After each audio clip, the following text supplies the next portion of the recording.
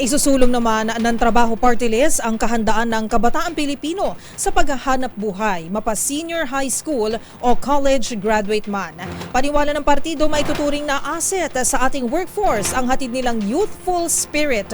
Kaya naman ay dapat silang hubugin ng tama. Nagbabalik si Edniel Parosa. Maiging tututukan ng Trabaho Party List ang mga isusulong nitong mga batas na layong maging handa ang kabataan sa hanap buhay pagtapos ng kanilang pag-aaral sa senior high school o sa kolehiyo. Ayon kay Attorney Filemon Ray L. Javier, tagapagsalita ng grupo, naniniwala sila na nagsisilbing asset sa Pilipinas ang youthful population o kabataan nito dahil hindi mamomroblema ang workforce sa mga susunod na dekada.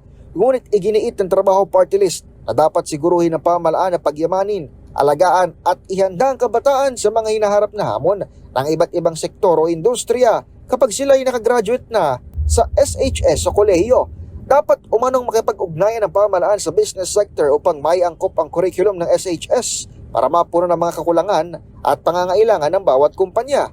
Dagdag ni Attorney Javier, dapat ding tignan at aralin ng datos kung kinakailangang rebisahin ng budget ng mga state university upang ang lahat ay may oportunidad na makapag-aral sa kolehiyo.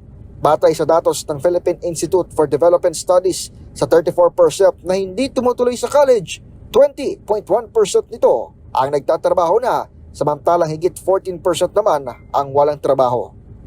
Para sa MBC TV Network News, ito si Edniel Parosa, una sa Pilipinas, una sa Pilipino.